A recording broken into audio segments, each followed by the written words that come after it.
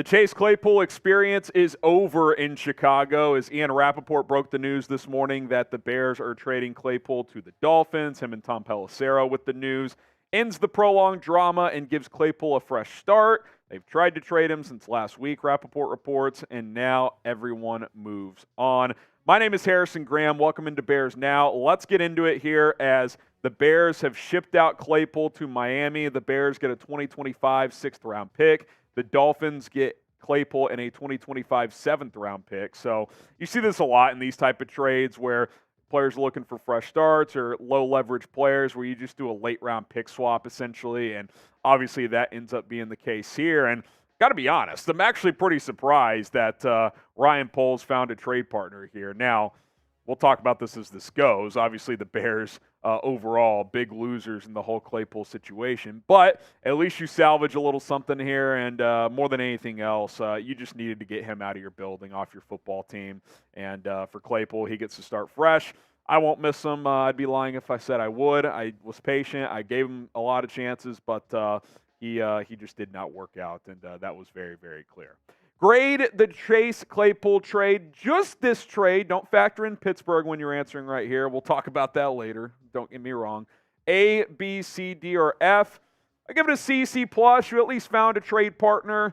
Late round swap. We'll see what Claypool does in Miami, but it was clear that that ship had sailed in Chicago. So grade the trade for Chase Claypool, A, B, C, D, or F. And while you're at it, we are trying to get to 76,000 subscribers. This is our live sub count right now. We're publishing daily Chicago Bears content, the latest news, rumors. We were live on Thursday Night Football for a Bears Commanders watch party. We were celebrating Justin Fields and DJ Moore, and obviously the Bears honoring the life of Dick Butkus last night as well. We got you covered here on a daily basis. No one's going to have more coverage than we will, so if you want to support the movement, hit that subscribe button. It's 100% free. Trying to get to 76,000 subscribers here on the channel as soon as possible. Okay, more on Chase Claypool here. Just a disaster, for being completely honest. I mean, he ends up playing in 10 games. On 43 targets, had just 18 catches, 191 yards, and 1 touchdown, which actually came this year in Week 2 against Tampa. I just said it, I'll say it again. Claypool was a disaster here. There's just no way around it. People came at me when I liked the trade at the time, like, oh, just wait for the Claypool experience. Those people were right, man. Distraction, effort was in question a lot of the time. Even when he did play hard, he would miss blocks. I will say I don't think the Bears played to his strengths very well, and they got to own a piece in this as well. But when a player doesn't buy in, you can only do so much. And I think it's pretty clear that the buy-in just was not there from Claypool. And it's so weird, like going back to this offseason before training camp, Chase Claypool called this the biggest year of his life. He seemed to understand what was at stake for him in a contract year, and this is still what we got. So I think that says a lot about him, unfortunately. Hopefully for him, he can figure it out in Miami. But for Bears fans, for us, we don't really care at this point in time.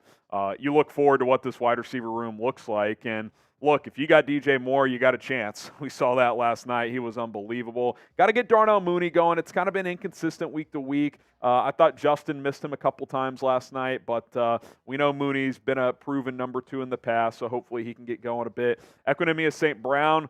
Listen, at least he does the job, right? Like, he's a good blocker.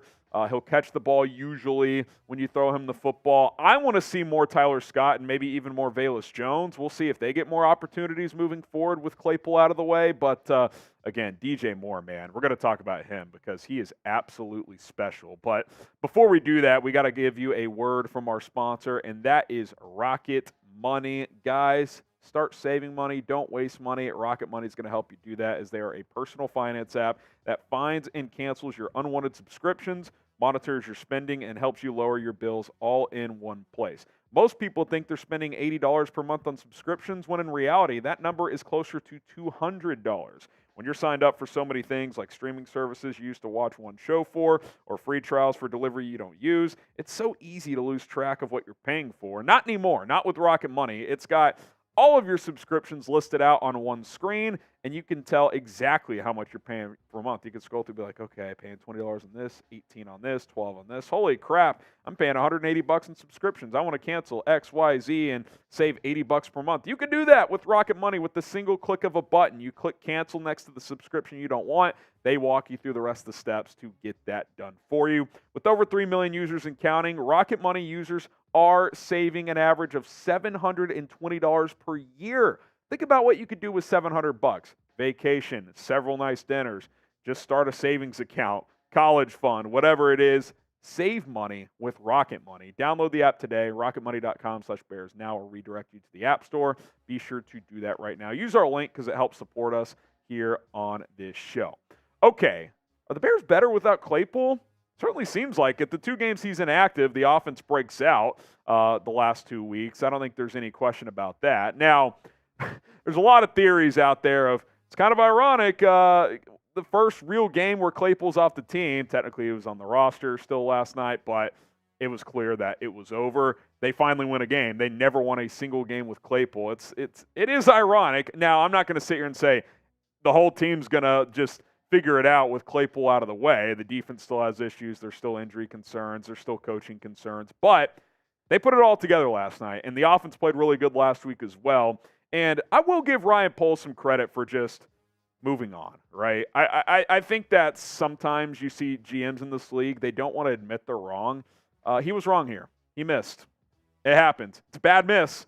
When you evaluate this GM, that's going to count against him. There's simply no doubt about that. I mean, this is painful to look at.